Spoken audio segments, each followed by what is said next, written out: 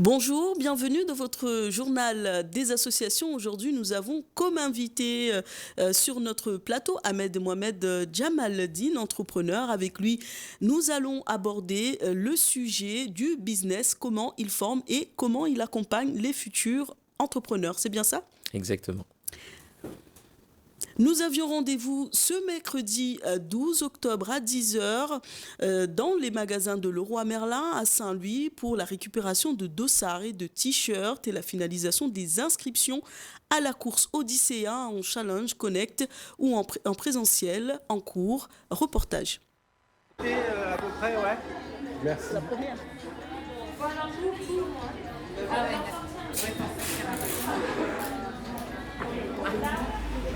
Je suis dans l'équipe Odyssea depuis cette année. Leroy Merlin s'est engagé avec Odyssea depuis 2004 et nous avons une équipe de 8 personnes actuellement pour animer toute l'année des actions Odyssea. Encore la semaine dernière, il y avait une mise en place pour détecter le cancer du sein au niveau de la palpation mammaire. C'est important parce que tout le monde peut être concerné, à savoir que le cancer du sein, c'est principalement pour les femmes, mais il y a des cancers du sein pour les hommes aussi. C'est important de se soutenir les uns les autres et de créer un collectif pour Odyssea. Leroy Merlin a une course qui va être le 30 octobre où on regroupe tous les Leroy Merlin, les 3 Leroy Merlin, donc de Sainte-Marie, du Port et de Saint-Louis, pour courir tous ensemble pour Odyssea. Nous sommes en pleine réflexion. Je pense qu'il faut essayer de sensibiliser un maximum tout le long de l'année les gens, les informer qu'il y a... c'est pas une journée qu'il faut sensibiliser les gens, c'est toute l'année pour justement continuer à faire des dons, continuer à soutenir Odyssea.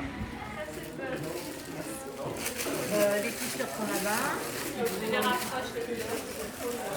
Oui, mais c'est parce que... Alors on est accueillis par Leroy Merlin Saint-Louis qui est notre partenaire Odyssea pour permettre aux gens qui se sont inscrits sur le site odyssea.info de venir récupérer leurs dossards et leurs t-shirts, mais également pour prendre des nouvelles inscriptions. Donc on invite tous les Réunionnais qui sont dans le sud et qui passent chez Leroy Merlin à venir s'inscrire à la vague rose Odyssea, qui est une vague maintenant très connue, puisqu'elle est là depuis 2008, et qui est une vague solidaire des personnes qui sont touchées par le cancer du sein à La Réunion, c'est-à-dire une femme sur 8 en France et à La Réunion. Alors au niveau de la recherche, effectivement, le réseau Odyssea en métropole resserre toutes les inscriptions d'Odyssea à la recherche. Nous ici, on n'a pas de programme de recherche, mais par contre, toutes les inscriptions à la course et à la marche sont reversées en soutien aux personnes malades du cancer du sein à La Réunion, au travers d'associations qui leur permettent de faire une activité physique, au travers de prestataires qui leur apportent des soins de confort et au travers d'aides financières pour financer des manchons, des perruques, des maillots de bain adaptés et pour leur apporter aussi un soutien psychologique. Alors les courses en fait, donc c'est le 5 et le 6 novembre dans la forêt de l'étang salé. On va avoir différentes vagues. Il y a des vagues où on marche, il y a des vagues où on court, il y a des vagues où on fait ce qu'on veut, on marche ou on court pendant le parcours. Il y a des courses enfants qui commencent à 14h le samedi. Ensuite, on continue par une marche de la diversité qui est accessible aux PMR et qui est accessible aux familles avec vélo, trottinette et poussette. Et on a également ensuite un 5 km allure libre et on a ensuite le 10 km classé dans la forêt. Le lendemain, on recommence avec la marche solidaire de 5 km qui commence à 8h du matin Et notre manifestation se clôturera à midi. Il faut savoir aussi que on peut aussi s'inscrire à Odyssea Réunion en connecté. C'est-à-dire que vous vous inscrivez, vous récupérez votre dossard et votre t-shirt sur les permanences et vous le faites près de chez vous, ou dans la montagne, ou dans la forêt, ou sur la plage. Vous allez marcher ou courir et vous êtes inscrit et vous êtes solidaire quand même des personnes malades à La Réunion. Cet Odyssea Connecté est à 8 €. Ensuite, pour les courses enfants sont à 5 €. La marche, elle est à 10 € et le 10 km chronométré est à 15 €. Merci.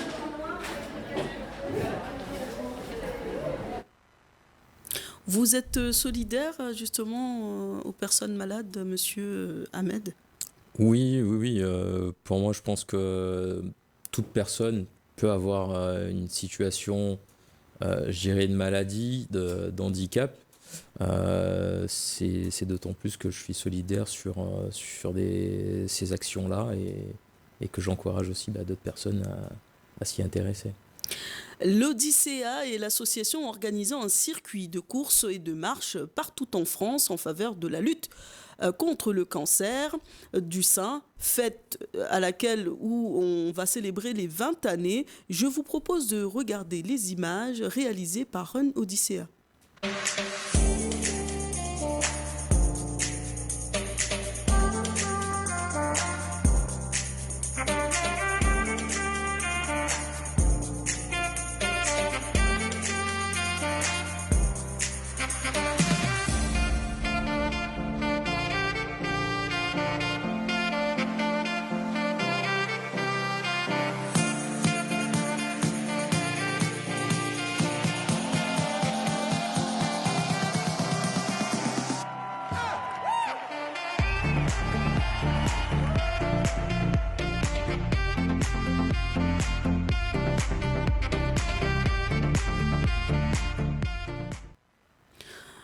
D'ailleurs, j'ai oublié de vous demander, est-ce que vous êtes sensibilisé à cette cause? Est-ce que autour de vous, vous aviez des personnes qui sont touchées par cette maladie? Pas par le cancer, mais on va dire par d'autres maladies. Après, c'est vrai que le cancer, c'est quelque chose qui touche de plus en plus de personnes aujourd'hui. Donc, bien sûr, on en entend toujours parler parce que c'est l'une des maladies qui peut toucher autant les femmes que les hommes. Ainsi, juste pour vous rappeler que les inscriptions s'arrêtent ce 26 octobre. S'arrêtent jusqu'au 26 octobre. Mardi 4 octobre avait eu lieu la rencontre de deux grands artistes mahorais, Papayan et Bohous. Chanteurs et dessinateurs échangent dans le cadre de la quinzaine de la délégation de Mayotte à La Réunion, lancée par l'ouverture d'une fresque sur le mur de l'entrée de la DMR, reportage Marion Châteauneuf. Ça te parle ou pas la fresque? Non, en fait, la fresque, si tu regardes, moi je suis parti de là-bas, venant ici pour avoir la fresque en globalité. Donc, si tu regardes bien la fresque, c'est la rencontre comme ça, de deux îles différentes de l'océan Indien qui se rencontrent. Et c'est ça la belle image de la fresque. Après, à l'intérieur, il y a beaucoup de détails de chaque écosystème avec les deux volcans, avec les monts ici à droite, le volcan là-bas à gauche, avec ce coucher de soleil qui symbolise ça. C'est-à-dire qu'on va tous vers la part, vers la lumière, vers le coucher de soleil. Bon travail. Celui qui m'a invité s'appelle Eco. Moi je trouve que écosystème c'est vraiment c'est trop fort. Voilà. C'est une belle image. Faire découvrir des chansons. Voilà, quand on a réussi à parler qu'avec la bouche, c'était magnifique. C'était improvisé, c'était au contact. Comme on dit, l'appétit vient en mangeant. Là, on a commencé à piocher. Mais là, vous avez un bon appétit, là, je crois, non? Ouais, en fait, on a une très grande banque d'éléments dans lesquels on peut puiser pour parler de notre... Ouais, des fleurs. Ah oui. C'est toi qui accueille, quoi. C'est l'art qui accueille les gens. Ouais. Parce que c'est comme ça qu'on m'avait accueilli. C'est comme ça qu'on accueille tout le monde à Mayotte. On accueille les gens avec des fleurs. Et cette symbolique-là, c'est un modèle pour le monde entier. Arrêtez d'accueillir les gens avec du verre de vin ou des trucs comme ça. Accueillez-les avec des fleurs. Il faut dire que tout ce que tu fais, c'est... Alors, on n'est pas les seuls à voir la même chose. Allez-y, faut laisser c'est l'artiste. pour vous, c'est pour vous qu'on a fait ça. Ça te parle ou pas la fresque? Voilà une fresque que vous aurez l'occasion d'admirer tout au long de l'année, hein, parce que je pense que ça ne va pas quitter ce mur. D'ailleurs, Monsieur Djamaldine, qu'est-ce que vous pensez de ces artistes en herbe, en fait, qui ne sont pas riches financièrement, parce qu'on ne prend pas forcément au sérieux des artistes, des chanteurs, des jongleurs, de tout ce qui s'alimente de l'art, mais c'est quand même des personnes qui arrivent quand même à apporter beaucoup de choses dans la société. Non, je pense que c'est important de les mettre en avant, sachant qu'un artiste aujourd'hui peut contribuer, si je prends l'exemple de Philippe Stark, qui a collaboré avec Xavier Niel pour faire La Free. C'était un artiste plasticien, il touchait pas mal, plein de choses.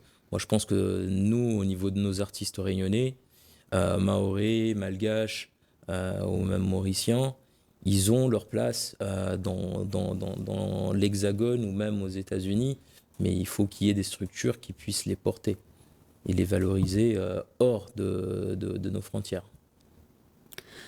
Il est de retour à La Réunion. Il s'agit de Abed Mohamed Djamaldine, entrepreneur de Comtrivance Conseil. Cet entrepreneur propose une formation business et un accompagnement d'1 mois aux nouvelles entrepreneurs. Nous vous proposons de regarder cette image. Parce que je l'ai déjà en école Ce jeune entrepreneur qui a grandi au Chaudron est de retour à La Réunion où il a entamé ses études après avoir fondé la société Comtrivance afin d'aider d'autres personnes venant de tout horizon, mais surtout ceux qui, comme lui, viennent de quartiers difficiles. Et je dis, Steph, ça fait combien d'années je te disais, mais monte ton cabinet et arrête de bosser pour un patron qui ne va pas te respecter, tu vois. Je suis cofondateur de Comtrivance, qui est une société de conseil qui se situe à Paris. Et aujourd'hui, on est venu à l'île de la Réunion pour faire une formation business. Et l'objectif, c'est de pouvoir permettre aux jeunes ou moins jeunes réunionnais à pouvoir entreprendre avec des outils et des processus adaptés à leur environnement. Et c'est ouvert à tous? C'est ouvert à tous. Et comment est-ce qu'on peut vous contacter? Donc on peut nous contacter sur notre site internet comtrivance.com ou sinon par téléphone, moi me joindre directement au 07 56 80 55 36 ou encore sur notre page Facebook et Instagram sur Comtrivance. Aussi. Est-ce qu'il y aura d'autres formations ici sur l'île à part celle d'aujourd'hui? C'est une première et je pense qu'on va revenir et on va en refaire. Et on incite aux gens qui veulent entreprendre de venir. Donc là c'était, on va dire, une formation privée, mais c'est que les participants qui peuvent témoigner, quoi. Des images signées par Claude Ben. D'ailleurs, nous avons l'occasion ici de pouvoir un peu plus fouiller pour comprendre qui est ce jeune réunionnais de retour à La Réunion et qui a grandi dans le quartier du Chaudron. D'ailleurs, est-ce qu'on peut avoir un petit aperçu de votre parcours? Bien sûr. Moi, j'ai vécu au Chaudron. J'ai participé et même vu plutôt les émeutes de 95-98 où on était jeunes et insouciants. En parallèle, en étant étudiant et sportif au Crêpes de Saint-Denis dans le domaine de l'athlétisme. Par la suite, après bac et j'ai voulu quand même partir, voir autre chose, parce que je voyais que je tournais en rond et que pour pouvoir m'épanouir et par rapport à mes ambitions personnelles, j'ai voulu partir dans l'Hexagone pour pouvoir faire une école d'ingénieur tout en préparant aussi un master en finance, fiscalité et patrimoine et trading. Donc j'avais un pied à l'école d'ingénieur où je préparais des études d'ingénieur en informatique et télécom, et de l'autre côté à l'université où je préparais un diplôme justement en finance. Ce qui m'a fait par la suite ouvrir beaucoup de portes parce que je ne me suis pas arrêté à mon statut de jeune venant de Chaudron, mais j'ai essayé de me rapprocher de d'autres univers, d'autres environnements qui n'étaient pas, qui n'étaient pas dans les environnements dans lesquels moi je vivais à La Réunion. Il y a eu des portes qui se sont fermées, il y a eu des portes qui se sont fait grandement ouvrir, ce qui m'a permis en fait de partir aux États-Unis, de travailler pour de grands groupes financiers en tant que trader. Quelques temps après, j'ai voulu quand même rentrer en France et ça m'a fait ouvrir d'autres portes dans d'autres grandes firmes et jusqu'à arriver à la fondation de Comtrivance. Mais avant Comtrivance, il y a eu plein d'essais avec des prises d'action dans d'autres entreprises, de petites entreprises et des entreprises un peu plus importantes. Justement, est-ce que quand vous êtes retourné ici à La Réunion, quel était le retour, enfin on va dire un peu, de ceux qui sont restés ou même de vos amis d'enfance? Moi, c'est vrai que j'ai quitté La Réunion il y a 20 ans, donc malgré mon jeune âge, parce que j'en ai pas encore 40, je trouve que quand même il manque une évolution et je peux me tromper, mais je trouve que la jeunesse aujourd'hui pense que les choses vont leur venir via, malheureusement, des politiques rêveuses. Moi, c'est ce que j'observe. Après, beaucoup pensaient que j'avais changé au niveau, ce qu'on appelle en anglais, de mindset, mais je suis resté le même parce que ce qui me nourrit aujourd'hui, c'est ce vivre ensemble réunionnais qu'on ne trouve pas ailleurs. Et moi, quand je rentre à La Réunion, c'est pour justement me ressourcer, sachant que j'ai dans même ma propre famille, il y a des origines malgaches, il y a des origines réunionnaises, il y a des origines comoriennes. Et je ne peux pas nier ces origines-là, d'où le fait que quand je rentre, pour moi, je rentre chez moi. Vous rentrez chez vous ici à La Réunion, mais vous êtes de quelle origine? Je suis originaire, enfin, j'ai une mère malgache qui n'est plus de ce monde et un père grand comorien qui vient de l'archipel des Comores. Mais c'est vrai que pour moi, à La Réunion, je me sens aussi bien que quand je vais à Madagascar qu'aux Comores. Vous êtes arrivé ici à quel âge? Écoutez, moi je suis arrivé ici, je devais avoir 5 ans. 5 ans, donc pour moi, j'ai tout de suite, je me suis déjà senti bien parce qu'on avait déjà de la famille ici, déjà d'une génération bien d'avant. Donc c'est pour ça que pour moi, La Réunion, même quand je suis à l'international, quand un Anglais me demande Where do you come from? Là, je lui dis, voilà, je viens de l'océan Indien. Donc pour moi, c'est ce métissage-là qui fait que je suis la personne qui est devant vous aujourd'hui, avec cette ouverture, avec cette tolérance et cette bienveillance qu'on a en fait à La Réunion et qu'il ne faudrait pas qu'on perde.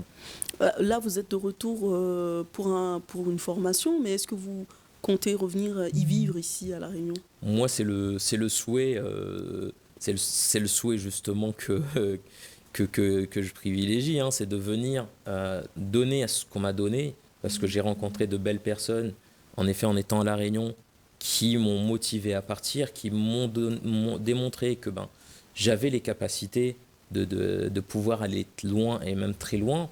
Donc pour moi, l'objectif, oui, ça serait de rentrer. Et là, en effet, je suis de passage, je repars sur Paris samedi. Mais l'idée, ça serait d'ouvrir une structure ici, afin aussi, dans l'objectif, de pouvoir donner de la formation, sachant que nous, on est un cabinet de conseil, comme je l'ai dit sur le reportage. On est un cabinet de conseil, mais on a différentes branches dans ce cabinet de conseil, qui est le conseil en accompagnement à l'entrepreneuriat.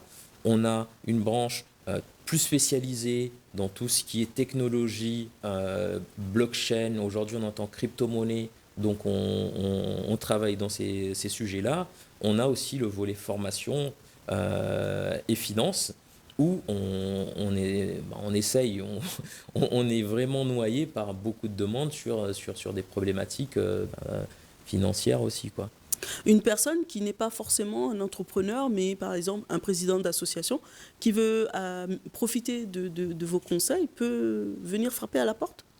Oui, nous, justement, on a adapté une offre pour des petites structures parce qu'aujourd'hui, on ne peut pas, par exemple, faire une facturation parce que souvent, le problème, c'est ça, hein, c'est quand on va s'adresser à un cabinet de conseil, on va vous dire, voilà, vous voulez un consultant, c'est 400 € au jour.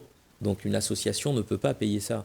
Nous, on s'est dit que le fait qu'on aime ce qu'on fait, parce que nous, c'est la transmission et c'est de pouvoir voir des petites structures se développer, on a adapté nos offres afin de permettre aux associations ou même aux personnes qui se lancent dans l'entrepreneuriat de pouvoir bénéficier de conseils, d'accompagnement avec un tarif, bien sûr, préférentiel par rapport à une grosse structure. Donc oui, les présidents d'associations, je trouve même qu'ils ont tout intérêt à être accompagnés afin qu'ils puissent solidifier et consolider leur activité. Parce qu'aujourd'hui, une association, c'est une entreprise. C'est une entreprise, pourquoi? Parce qu'il y a des finances, il y a du RH, et on ne peut pas faire les choses en improvisant, quoi. C'est le conseil que vous donnerez à tous ces présidents d'associations qui se mènent chaque jour. C'est ça, exactement. On ne peut pas quantifier le bénévolat, mais si on devait justement créer, on peut dire ça, des chiffres, ou comment on peut quantifier ces efforts qui ne sont pas qui sont rémunérés. pas quantifiés, qui sont pas rémunérés. C'est vrai que c'est du temps parce que quand on voit, excusez-moi, quand on voit des bénévoles qui donnent du temps, parce que c'est des mères, des pères de famille, parfois des étudiants aussi, parce qu'on oublie de dire qu'il y a aussi des étudiants, même si le nombre est faible, qui interviennent dans les associations. Je pense qu'aujourd'hui, le taux horaire investi dans les associations, je pense même il est plus important que dans nos entreprises. Parce que une association agit souvent en urgence, donc il faut trouver des bénévoles qui peuvent justement répondre à cette urgence. Une association a des problématiques comme une entreprise, mais malheureusement, les intervenants, ils le font de façon bénévole, et c'est parce que les causes les tiennent à cœur. Qu'est-ce que peut faire la structure financière pour permettre à ce que justement ces bénévoles ne se découragent pas et au final n'abandonnent pas leur mission? Moi, je pense qu'aujourd'hui, on va dire cette structure associative qui, bien sûr, est un agent économique, devrait internaliser et chercher les fonds pour pouvoir créer de l'emploi. Chose qui n'est pas évidente parce qu'en général, quand on dit association, on pense toujours, c'est bénévolat. Mais aujourd'hui, il faut que la vision change en se disant que si on veut garder les gens, parce que malheureusement, il y a un gros turnover dans les associations, c'est que les gens, ils attendent aussi un retour sur ce temps donné. Parce que, et ce qui est malheureux, c'est que les gens qui interviennent souvent dans les associations, c'est des gens qui sont aussi dans le besoin. Donc, si on pouvait trouver un moyen de pouvoir aussi rémunérer à minima ces personnes-là, je pense qu'on pourrait déjà aider déjà la structure, d'une part, mais aussi ces intervenants qui sont là, on va dire, de façon gratuite. Au cas échéant, comment on peut faire pour justement encourager les jeunes à entreprendre, à devenir chefs d'entreprise? Moi, ce que je dis toujours, c'est que tous les jeunes ne peuvent pas devenir des chefs d'entreprise. Tous les jeunes ne peuvent pas faire des longues études. Aujourd'hui, la motivation, déjà, vient du jeune, mais aussi vient aussi des exemples des chefs d'entreprise qui peuvent motiver ces jeunes-là en démontrant que, regardez, au lieu que vous soyez salarié alors que vous avez les compétences pour être chef d'entreprise et diriger une structure, formez-vous. Donc, ça part par la formation. déjà d'une part. Ça part aussi par le changement d'environnement, parce que malheureusement, un chef d'entreprise, c'est pas quelqu'un qui va se lever le matin et qui va passer son temps devant une télé, qui va pas passer son temps à fumer sa clope et à voir le temps passer. C'est quelqu'un qui se lève et qui sait que le matin, j'ai X ou Y actions à faire pour pouvoir avancer. Donc, il y a tous ces agrégats que le jeune doit prendre en compte. Après, on a des structures qui doivent aussi aider. On a les chambres de commerce qui doivent faire le travail. On a aujourd'hui des gens qui sont dans l'activité, on va dire, entrepreneuriale. Mais moi, ce qui me désole, malheureusement, c'est que on voit souvent des porte-paroles qui ne connaissent pas ce que c'est la difficulté d'un entrepreneur et qui parlent à leur place. Quand je dis ça, je pense à des politiques qui vont malheureusement se mettre à porte-parole d'un entrepreneur, alors que ces gens-là ne connaissent pas la difficulté. Après, il faut se le dire, c'est qu'en France, malheureusement, on va dire, on aime bien faire rêver les gens, alors qu'aux États-Unis, c'est montre-nous ce que tu sais faire. Donc, moi, quand je suis arrivé aux États-Unis, on m'a dit, on s'en fiche de ton diplôme, on s'en fiche de ton statut. What you can do for us? Qu'est-ce que tu peux nous donner? Qu'est-ce que tu peux faire pour nous? Donc, c'est là, il faut faire ses preuves. Et moi, j'encourage ces jeunes qui ont des compétences, que ça soit musical, que ça soit artistique, comme on a vu tout à l'heure, à se rapprocher, à pousser des portes de chefs d'entreprise. Et aussi, les chefs d'entreprise, à écouter les doléances de ces jeunes-là et à les motiver à leur échelle. Parce que moi, je me rappelle quand j'étais ici et que je cherchais un stage au collège, c'était très difficile. C'était très difficile. Donc, il faut que chaque jeune trouve sa motivation et puisse se dire que je peux réussir. Si l'autre, il a réussi, je peux réussir. D'où le fait que je me suis dit, il faut que maintenant je vienne à La Réunion parce que j'ai les armes pour m'asseoir aussi autour de la table avec d'autres personnes et se dire, seul, on ne peut rien faire. Donc, en étant plusieurs, des chefs d'entreprise, la chambre de commerce, faire quelque chose pour ces jeunes-là, les motiver. Les missions locales, par exemple, au lieu de donner une formation qui ne va pas aboutir quelque part, offrez-leur une vraie formation avec une immersion, avec des vrais cas réels, mais pas juste faire du management. Comment une personne peut faire du management alors que la personne n'a jamais déjà appris à gérer soi-même sa propre vie? C'est impossible. Voilà, c'est sur ces quelques conseils que nous allons clôturer ce journal. Merci de nous avoir suivis. Bonne continuation sur Télé Créole.